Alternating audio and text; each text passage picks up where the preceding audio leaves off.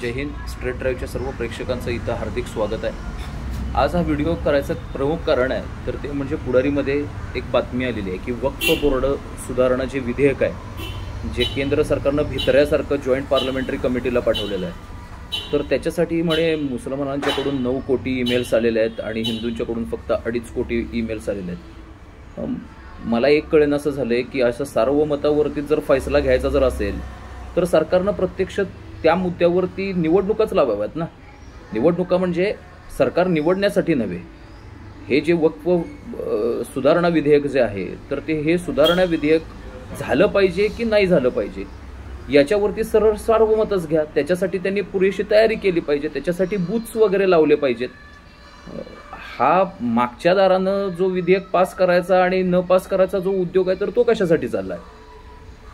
मुळामध्ये आपल्या संविधानामध्ये लोकांच्या मताची तरतूद नाही. लोक कुठच्याही परिस्थितीमध्ये मतदान एखाद्या विधेयकाच्या बाजूने किंवा विधेयकाच्या विरोधात करू शकत नाहीत.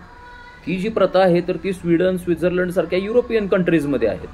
असं असताना आपल्या इकडं जर नवा पायंडा जर पाडला जात असेल तर त्याचं स्वागतच आहे. परंतु ईमेल मार्फत सर्वमत हे कुठचं काय काढलंय.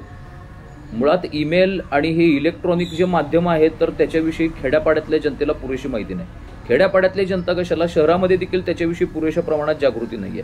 आता माझ्याकडे असे माहिती आहे की ते ईमेल्स जे आहेत तर त्याच्यावरती क्लिक केल्यानंतर काहीतरी वेगळंच पृष्ठ उघडतंय आणि काहीतरी वेगळंच चित्र सामोरं येतंय आणि त्याच्यामुळे आपले लोक मतदान करू शकत नाही आहेत त्या ईमेलवरती.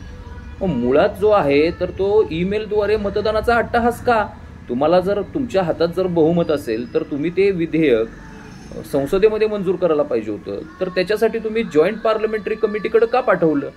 हे न उलगडलेलं कोड आहे आणि सर्वसामान्यांना एक गोंधळात पाडण्यासारखी परिस्थिती आहे. त्यामुळं माझ्या तरी मते हे असले उद्योगधंदे करत बसण्यापेक्षा तुमच्याकडे 240 एकट्या भाजपचे खासदार आहेत ना आणि तुमच्याकडे बाकीचे जे सगळी हे चंद्राबाबू नायडू आणि हे सगळे घटक पक्ष आहेत तर त्याचे मिळून 292, 293 खासदार आहेत. त्याच्यानंतर 10 अपक्षांचं समर्थन तुम्हाला प्राप्त आहेत. म्हणजे एकूण 302, 303 संख्या होती. तर तुमच्या घटक पक्षांना कन्व्हिन्स करून तुम्ही घ्या ना मतदान. आणि तुमच्या जर अंगात धमक असेल तर जसं 370व कलम तुम्ही कॅन्सल केलं, त्याच्यानंतर ट्रिपल तलाकला तुम्ही बंदी आणली तर त्या पद्धतीनं करा ना तुम्ही संसदेमध्ये. एक तर तुम्ही संसदेमध्ये बिल पारित करून घेत नाही आणि तुम्ही ते जॉईंट पार्लमेंटरी कमिटीकडे बिल पाठवताय. जॉईंट पार्लमेंटरी कमिटी म्हणजे काय आहे. त्याच्या बिलच्या विरोधात असणारे लोक, बिलच्या बाजूने असणारे लोक हे एकाच व्यासपीठावरती बसणार, एकमेकांच्या वरती आरोप प्रत्यारोप करणार आणि त्याच्यामुळे तुम्हाला कसं ठरणार की हे बिल, तुम्हाला कसं कळणार की हे बिल पास करायचं आहे की त्याला विरोध आहे की काय.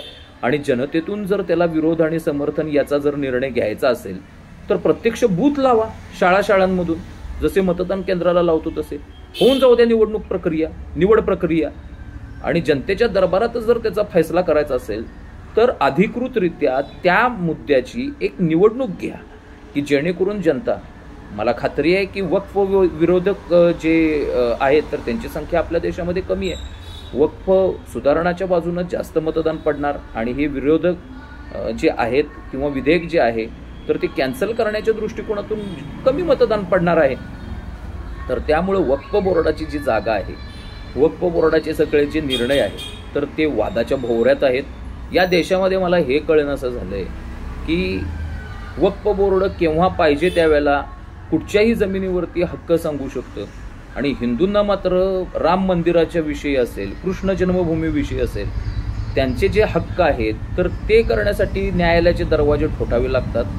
जवळजवळ 100-150 वर्ष तो खटला प्रलंबित चालतो आणि कधीतरी एखादा अनुकूल विचाराचं सरकार आल्यानंतर मग सर्वोच्च न्यायालयाला कॉन्फिडन्स येतो की आपण हिंदूंच्या बाजूने निर्णय द्यायला काही हरकत नाही आणि त्यावेळा तो निर्णय हिंदूंच्या बाजूने येतो. ह्याच्यामध्ये तारीख पे तारीख justice delayed is justice denied असं इंग्लिशमध्ये म्हटलं जातं. तर त्याचं प्रत्यंतर आत्तापर्यंत हिंदूंना येतंय आणि त्यांना मात्र काय आहे, त्यांनी कुठच्याही जमिनीवरती हक्क सांगावा. आता वडणग्यामध्ये त्यांनी जमिनीवरती हक्क सांगितलेला आहे.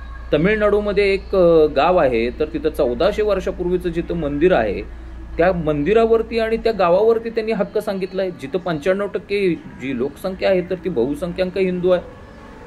अशा परिस्थितीमध्ये हे लोकशाहीचे जे वाभाडे काढण्याचं जे षडयंत्र आहे तर ते आपल्या देशात संविधानाच्या नावाखाली होत चाललेलं आहे आणि संविधानामध्ये अशा कुठल्याही पद्धतीची तरतूद नाही आहे. ही सगळी यापूर्वीच्या सरकारनं केलेली शाळा आहे आणि ही शाळा जी आहे तर ती कंटिन्यू करायचं काम हे सरकार करतंय की काय असं आपल्याला वाटायला नको. त्यामुळे माझी सरकारला विनंती आहे की हे ईमेल आणि ही इलेक्ट्रॉनिक माध्यमे यांच्याद्वारे जे सार्वमत घेण्याची जी प्रक्रिया आहे 9 कोटी तिकडं 2.5 कोटी इकडं, ही सरळ सरळ देशातल्या दुहीला प्रोत्साहन देणारी ही सगळ्या बातम्या आहेत. तर हे बंद करा आणि तुमच्या हातात जर असेल तर हे जॉईंट पार्लमेंटरी कमिटीकडं बिल न पाठवता तर तुम्ही ते डिरेक्टली संसदेमधून मंजूर करा, अशी माझी मागणी आहे. जय हिंद, जय महाराष्ट्र, वंदे मातरम.